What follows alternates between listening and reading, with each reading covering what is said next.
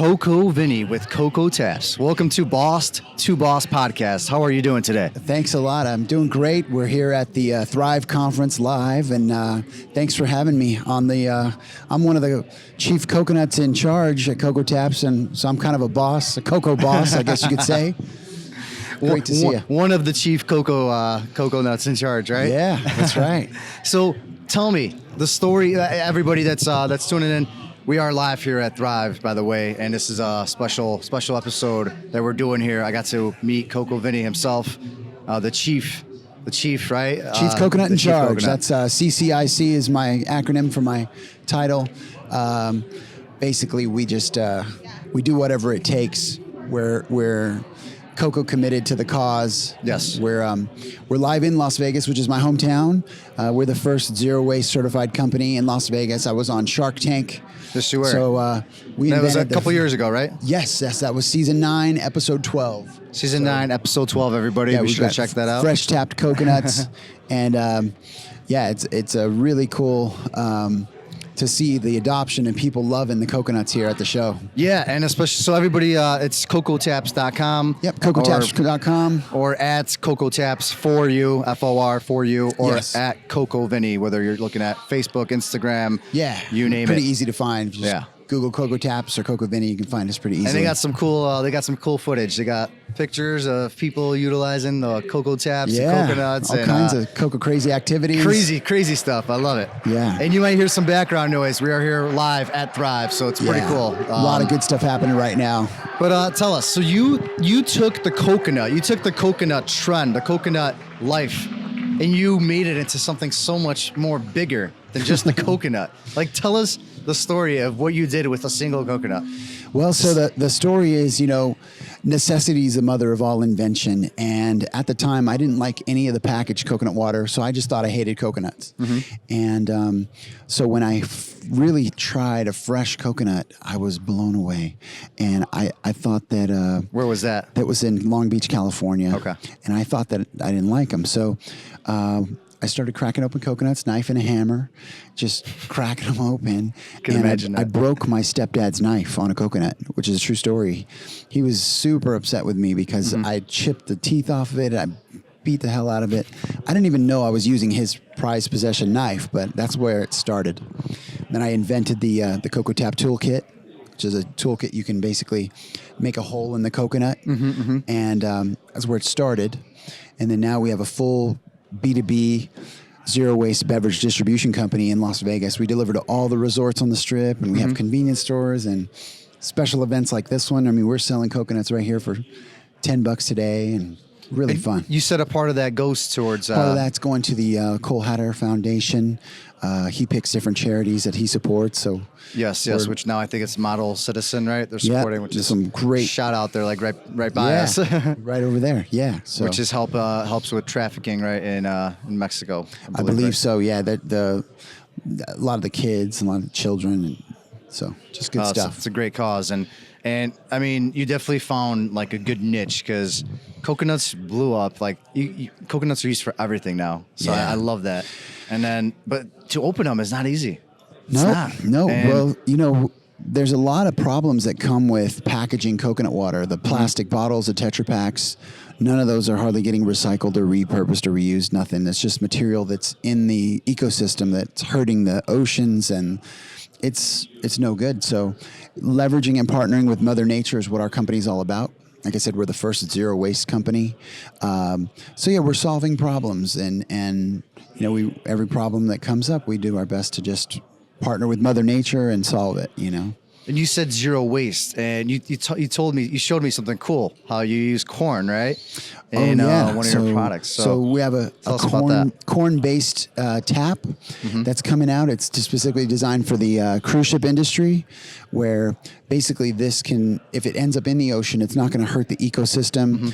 You can bury it, and it'll get eaten by the worms, and it's fully a corn maize material. So not plastic, not petroleum-based. It's based on corn. Yeah, this thing will blow your mind. When you see this, it's a tap for the coconut. After you drill in it, right, you stick this in to drink out of it? Threads right in, and this thing is made out of corn, and you would never, ever believe it. It's crazy. It looks like straight up, manufactured. Yep, we took the corn material to our injection molder, and we've been testing, and we're still in R&D. This is launching in probably in the next few months, but it's coming along, you know.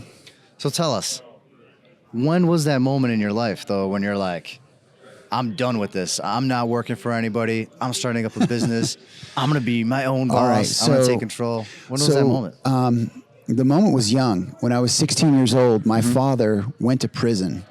And he went away. We lost everything, houses, cars. We went from, riches to rags when my dad went away. And so I worked 2 full-time jobs, and I was going to school. And we still couldn't make ends meet. And that's when I knew right then and there that I had to work for myself. So I started my first company at 17. I started a massage therapy company. I was a licensed therapist real young. And by the time I was 18, I was able to buy my mom and sister a house that we could live in. Oh, wow. Seriously? And then, seriously. That was my first house. And then... not many do much before they're 18. No, I was already deep. They become ranked in Halo online. That's about it. No, I was deep in the water building business and committed to, being the head of the household. And so, like I said, necessity is the mother of invention. I knew what I had to do and take care of my family. My mom, my little sister's only like 6, so I just did what I had to do instead of feeling sorry for myself or whatever. Just find a problem, solve it, and that was a big problem for us. So that was when I first learned my power. They said my father would never get out of prison. They told me it was impossible to get him out. Really? They gave him 25 years to life. And you played a role in that, though. Not in him getting out in of prison. Not in helping get in, but so getting out. When I went to the top attorneys in town, they said, "Kid, you don't have any money, and even if you had $2 million, we can't get your dad out." They said impossible. That's crazy. So I take that as, okay, it might be impossible for you. So I lobbied the Supreme Court in Nevada, and in about 8 years it took me, I got him out. I got him pardoned. Wow. So that was one of another hurdle. How did you get through that hurdle? Like when they told you not even a few $1 million would get him out, what even kept you going at that point? I just didn't believe him. I just knew that I had decided, when you make a decision to do something, if you truly decide, it doesn't matter what anybody else says. You decided it's going to happen. You have that definiteness of purpose. You just got to go. And don't think too much. Don't listen to the noise. Just go. Yeah. Just make it happen. So that's definitely something with mindfulness, right? Is that something that you practice, it sounds like? Mindfulness, yeah. What you think, what you speak, and what you believe becomes your reality. And we just got to think good thoughts and think new thoughts all the time and just innovate. Nothing's set in stone. Yeah. And then when he got out, did you feel like, wow, I accomplished everything. I got him out of jail, prison. That's it. Or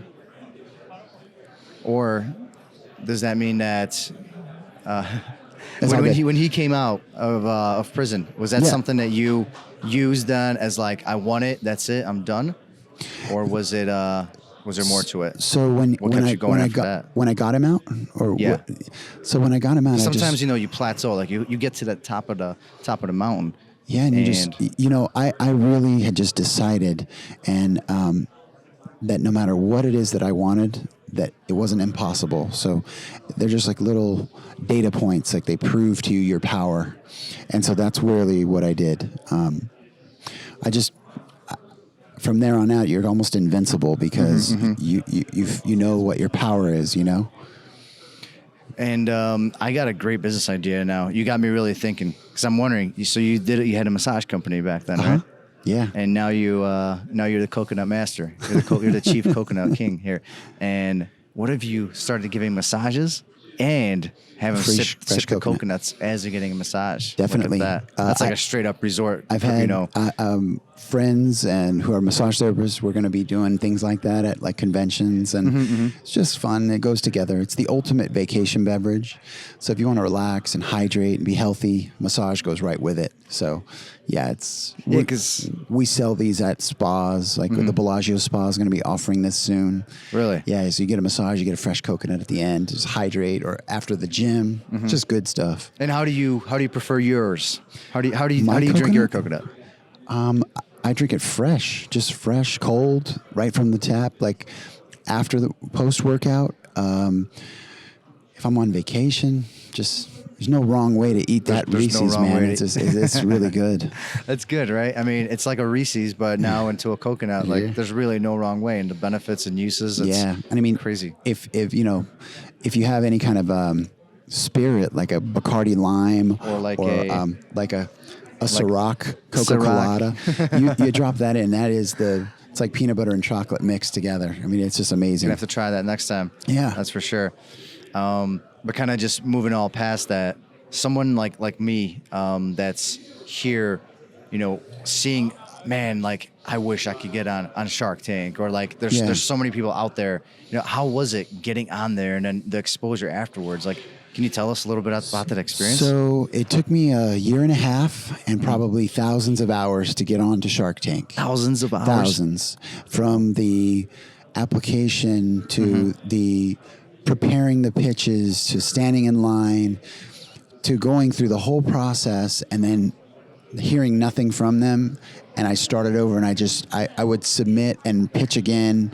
And you could wear that hat if you wanted to, man. It looks good. It'd be other way. You're going, yeah. I normally don't wear these things, but I think I have to. Oh, dude, that's great. Yeah. That's good, everybody. So there you go. Coco Miro in the house. There it is. So, Sorry. I had to just work it tremendously hard. There's 100,000 applicants that I had to beat to get on that show.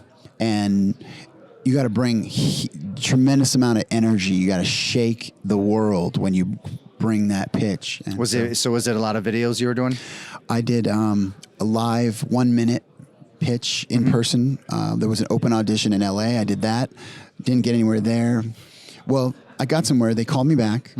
They had me fill out mountains of paperwork. Then they called me back in and said, we need a 10-minute video now, and it has to do this, this, and this, and this. So I had to prepare this whole big pitch, sent that in, and then they just went dark. So then... For how long? It was for eternity. And then they did another open audition in Vegas, so I started over. I went and did my 1 minute pitch again. I got another call back, more mountain of paperwork. I did everything again.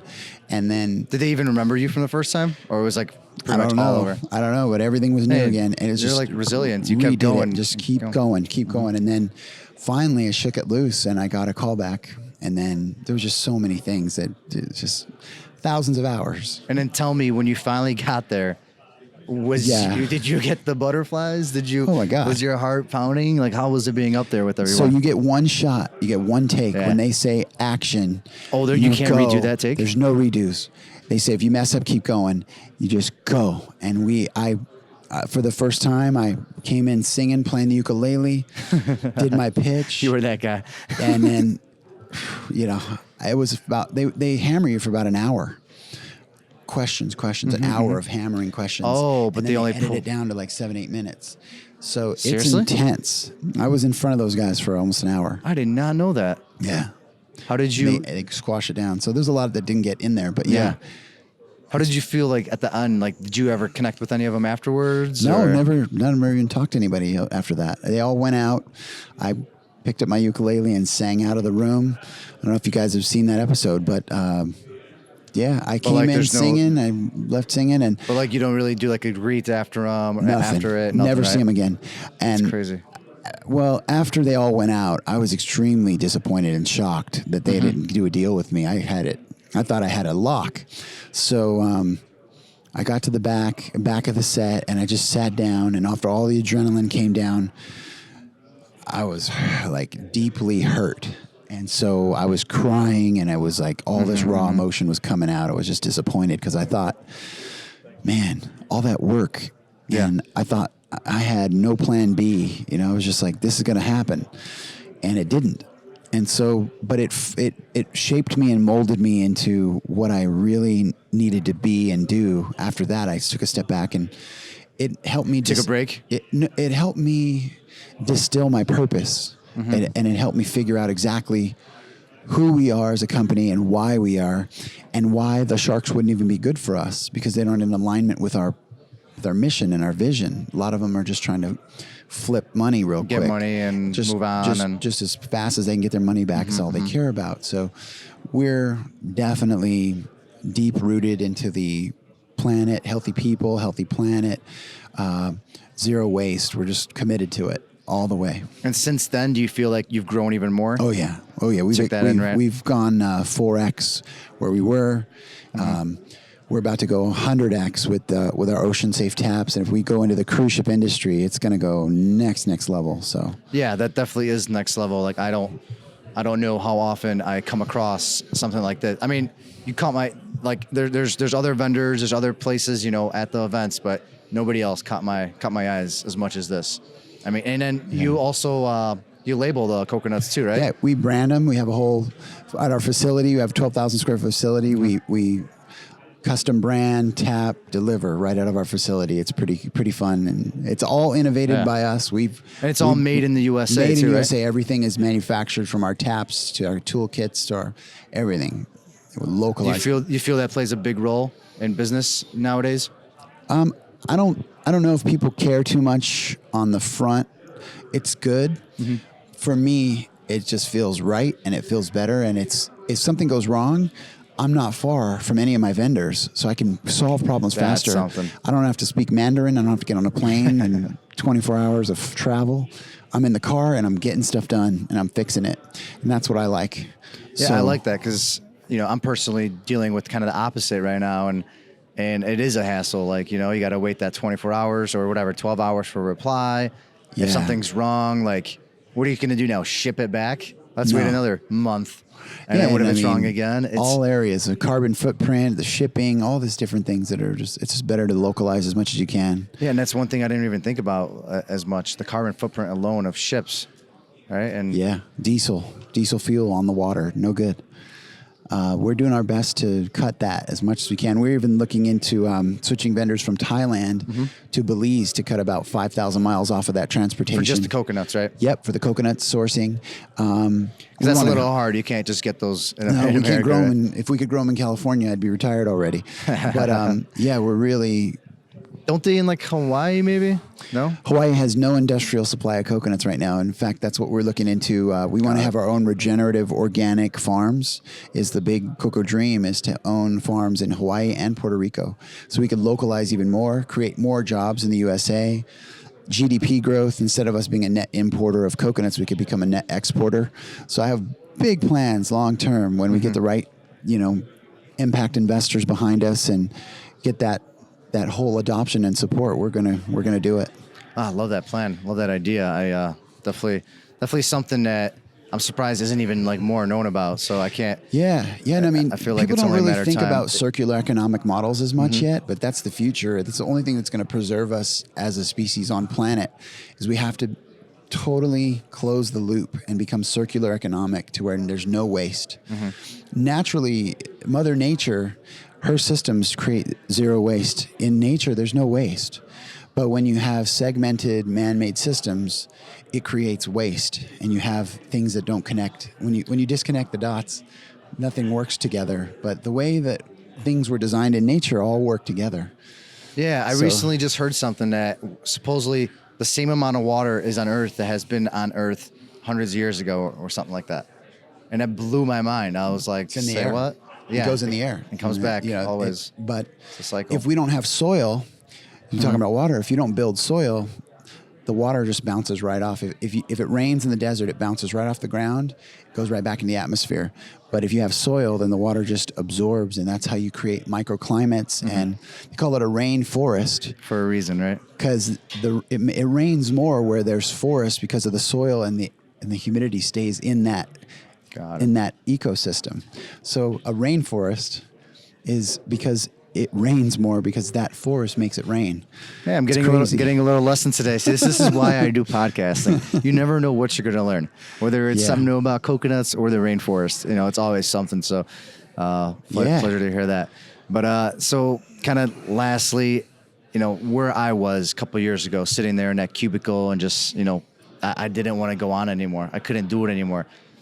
What would you tell someone like me, someone that might be listening, that's experiencing the same moment, trying to, see what else is out there, and maybe the entrepreneur life, is that for them or not? Any word of advice? I would say, think less and do more. Don't get your data from your thoughts. Get the data from your actions. And really, if you have a thought that says, well, maybe I should do this, don't think about it anymore. Just do that, and then record the data after the action. Because I think you got to flip it on its head. People want all the answers. Everybody wants all the answers on the front. It doesn't work that way. You got to get the answers on the back. You got to jump to see if you can fly. You can't think about flying. You have to fly. You have to fly to fly. And you will flop, right? I mean, there's definitely going to be times when you have to fall to fly sometimes, but you got to fly, not think about flying. You got to fly. You got to get behind the cockpit. You got to flap those wings. And you got to do it, and you got to make that jump, that action step. I heard something. I don't know where I heard it from, but it says, if you want to change the way you feel and change your reality, you have to act before you think, because thoughts create hesitation. Act before you think. So move before you think about moving. Just move. And then you're going to be like in a different place.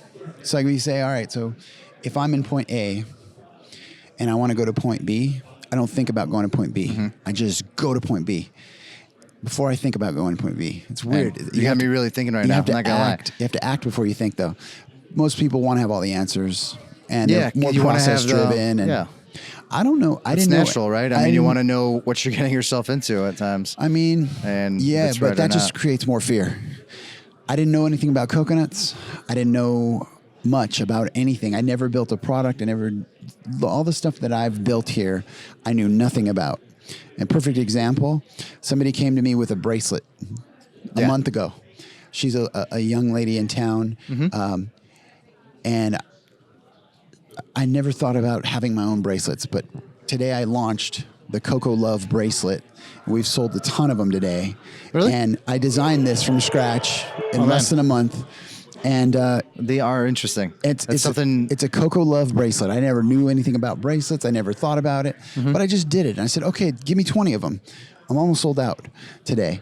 And it's like, it proved you don't think about bracelets. You just do them. And you find somebody who can help you or whatever, and it just happens. and you're already here anyway, so it's like you using your network, right? Why not Yeah, I just tried it. And I just try it? Just try it. I'm so shocked that people are buying them, because I'm like, you really want one? They're like, yeah, I want one. And so it's just like, it's fun. They caught my eye as well. Sure, interesting. So, and it's made. never know, right? It's made with Coco Love. My intention and my passion is that way. You know, you have a good. What does that mean? Coco Love is basically an energy that cares about people, cares about planet, and is just in balance. Coco Love. It's simple. It's like, the love for the coconut is so pure for me, and the coconut represents such purity. And and I think in Hinduism, it represents your ego. When you crack into a coconut, you're like letting go of your ego Right. and you're getting back into your purity. It's just weird, cool stuff. And so at the end of the day, I would tell anybody sitting in a cubicle right now to make more moves. Think less thoughts, make more moves. And drink more coconuts. Get tapped in. Yeah. Tap your coconuts. Love for it, sure. love it. Oh man. Well, now it's on to the listeners' favorite segment of the show. Yeah. Welcome to the round with no name, because they're all taken. So you will have 5 seconds. 5 seconds to initiate an answer. We want you to take action here. Now Okay. think about it. Okay. We're gonna just go through a few quick questions, get to know a little bit more about All right. you. Cool. Without further ado, what is your favorite book? Think and Grow Rich. Favorite movie? Rocky. Is entrepreneurism a fad? No. If you had an unlimited amount of money and you could start up any business you wanted, not your own, what would it be? I would have regenerative agroforests everywhere. I would reverse the acidification of the ocean through planting 1.2 trillion trees of food, air, and water for the planet. Wow. That's wow. Okay. I know we got to get into that maybe afterwards. Sure. How do you feel about socks and sandals at a business meeting? I think it's retarded. Sorry. I shouldn't even use that word, but I think that's stupid. Socks and sandals? Yeah. No way. Just wear sandals. I've done it before. Socks, I've done it though? before, man. I just sandals. Now no I told socks. you. Now I told you. Are you still going to look at me the same way? No. I just say no socks or sandals, period. You got to choose one, right? Yeah, socks and sandals, unless it's one of those like open-toed sandals. But to have a sock and have a sandal in between, nah, it doesn't go. I'm not down with it. Now to more serious questions. How do you Okay. drink your coffee? I don't drink coffee. Ooh, curveball. Tea? Nope. Let me guess. Only coconuts. Coconuts and water. Really? Yeah.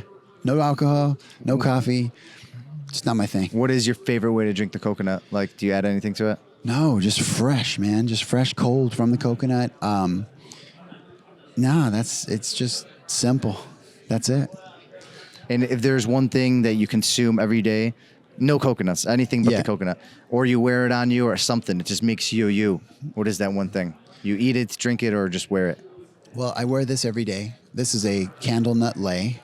Definitely caught my eyes. The state tree of Hawaii is the candle nut tree. Okay. And the Polynesians wore these to stay grounded and rooted to source.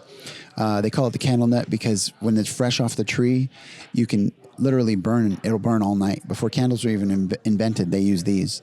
But I wear this every day to keep me grounded, keep me reminded that that's where I'm headed is Hawaii and following the sunshine and the coconuts. This is what keeps me tapped in. Do you plan to move to Hawaii eventually? Oh, yeah. My plan is to have 5,000 acres in Hawaii and 5,000 acres in Puerto Rico. And we're going to create the first coconut supply for the United States. 'Cause we don't That's have one. amazing. I love that. I can't wait to just keep post it on your journey, on your story. And Yeah, just, man. And just see you prove the sharks wrong. Oh, yeah. I mean, I'm just waiting. I can't there's wait. no way we can lose. There's no way they can't be proved wrong because we're just growing this thing. It's just happening. Awesome. Well, that's it for the lightning round. Guys, And thank you. Thank you for Coco having Vinny, me. it's been a pleasure to have you on Cocotaps.com or at Cocotaps for you all over the social media, anywhere you want to search or Coco Vinny at Coco Yeah, Vinny. and thanks again for having me on the show. Hey, you're I love welcome. what you're doing with the bosses. Yeah, Boss's boss. Two Boss podcast. And, so cool. The mic is yours, Coco Vinny. Any closing thoughts? It's yours. Really just think about the planet and everything you do. We're really at a point, we're about 15 years away from not being able to the point of no return. We're in a climate crisis right now. Not a lot of people know that. So eliminate single-use plastics, reuse, fix, eliminate as much as you can in your consumer behaviors because we're going from 7.6 billion people on the planet to over 10 billion, and we're not going to have enough food, air, water for all of us. And it's really that serious. So the regenerative movement, the regenerative entrepreneurialism, I want to be that voice to everyone out there. We got to start thinking about Mother Earth and doing things better. Mic drop. All right, man. That's it. Coco I love. can't Thank say you. anything else. Coco Thank you so love. much. Time for that Ciroc and those coconuts. Yeah, you got it. That is all for this episode of Boss to Boss. Your next step is to visit bosstoboss.com, where you will find proven techniques followed by professionals to help you make that next step. Again, that is boss2boss.com. And remember, the time is now.